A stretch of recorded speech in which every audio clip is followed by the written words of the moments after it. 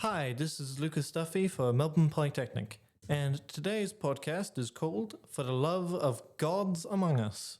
Today I'm going to talk about superheroes, whether it be in pop media or obscure ones. Pretty much, you can't deny that even if you're not a fan of a particular franchise or a particular company or a particular artist, you can't deny that superheroes have had a huge impact on society. And whilst I can't really properly explain why, I can point out a few things. One thing I like to point out with superheroes and superhero stories are the three elements that make them work perfectly. Now, to talk about these elements individually, individually, if you just focus on one of the elements and one alone, then it's not going to work. For example, number one is dark. Almost every story that's perfectly written, whether it's about superheroes or not, is extremely dark, down to an origin story. The death of a family member right in front of you, post-traumatic stress, strong surreal themes like murder, violence, drugs, that sort of thing, as well as the concepts of heavy depression and agonies that our characters gone through. But on its own, we've seen that trope like a million times. If it's too dark, it becomes very unpleasant and miserable to watch, and it's nothing but an abysmal mess of emotions for about 2.5 hours, and no one wants that. So you need a good element of dark, as well as the way to balance it with the emotional levity. You have to have your good moments as strong as the dark moments, and as long as you have an understanding of both, you can get that right. The second element, I think, is whimsy. Everyone loves a superhero because they bring a sort of fantastical element of it. There's something imaginative, whimsical. But when it comes down to it at its core, we've kind of seen that before. And if it's too cheesy, if it's too formulaic, it becomes a huge cliche that we've seen before. It's boring, it's a mess, it's a meme, to the point where you're just like, oh, get on with it. But there's no point in it. So exactly. That's why when it comes to all the happy moments, you have to have a bit of realism so you can sort of make it work. Yeah, the concept of a man in a costume dressed up as a bat is completely ridiculous and would make little to no sense if someone did that in real life.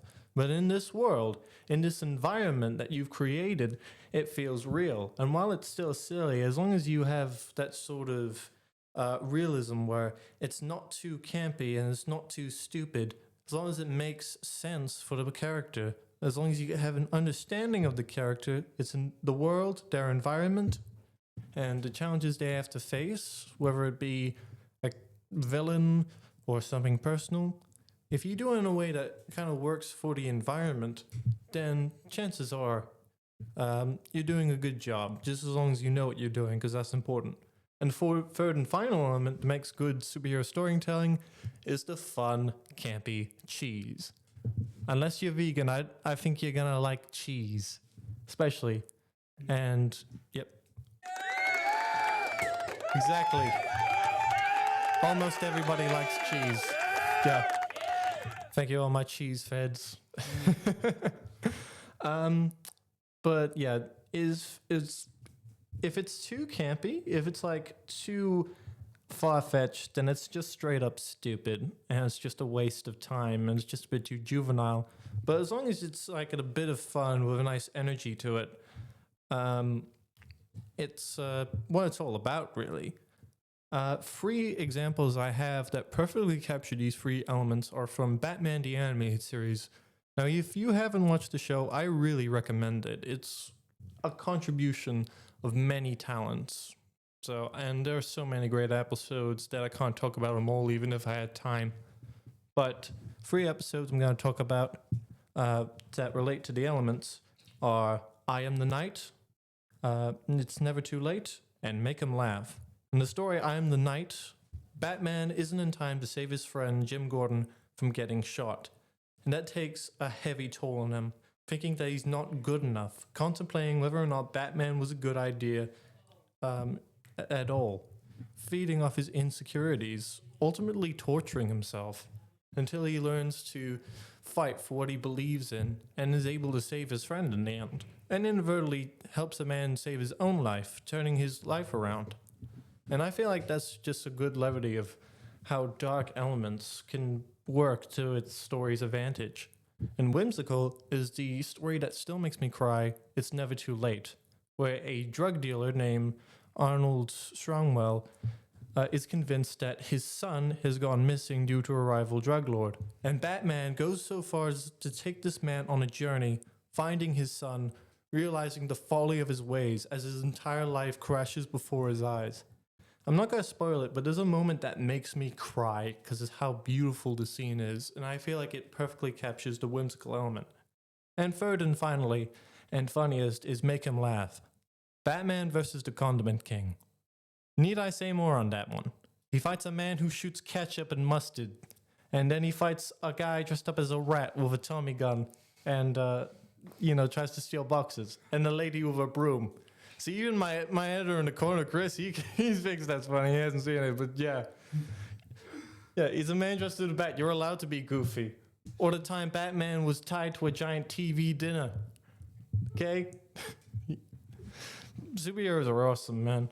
And two more things I like to add real quick. Something I didn't add last time. Did you know that there are 15 types of kryptonite? That's right, 15. And in a speed round, I'll name them all. There's green kryptonite, which is lethal to Superman. Red kryptonite, which originally just had reality warping effects, but retconned to make Superman evil. Blue kryptonite, which is a simple power dampener, but is lethal to Bizarro, and for some reason Ultraman. Orange kryptonite, which gives superpowers to animals. Black kryptonite, which splits people in two, like good and evil. White kryptonite, which is lethal to plant life. Silver kryptonite, which induces paranoia. Gold kryptonite, which can remove Superman's powers forever. Pink kryptonite, which makes Superman gay. I'm not making a joke. Will and Grace was on the air by the time someone wrote that. Periwinkle kryptonite, which makes his skin purple and makes him dance. So essentially it makes him drunk. Platinum kryptonite is essentially orange kryptonite, but for people. Bizarro kryptonite makes Bizarro feel better. Synthetic kryptonite is a sort of sufficient energy source and also has a bit of instability. Hybrid kryptonite, also artificial, affects the environment around us. And Kryptonite X is lethal green kryptonite, but for humans. So interesting plot device. And there's a lot of weird things about superheroes, a lot of weird things about franchises, and I feel like the best you can do is just sort of embrace it. Embrace the dramatical depth and the characters and the humanity behind them and the lunacy of the whole thing and the delightful package. Understand your characters, the world, and ultimately have fun with it, because we all just love to see that sort of thing. And I think the reason why, especially I know, why people love superheroes so much is that when it comes to the strength of a character, and when it just comes to entertainment, what we love about them is the things that they represent. Just doing the right thing and fighting for what you believe in and helping others because you can and because you want to. Even though we might not have faced those challenges as we do in those fantastical stories, I feel like embracing the heroes that aren't real helps shape the ideals and beliefs in the heroes that are real. And heroes that are real are just everyday people trying to do their best, trying to make people feel better, trying to help them out and face their fears. And who knows, that person could be right next to you as you're listening. I'm Lucas Duffy. I want to say thank you for being fantastic. Love you all. Have a good one.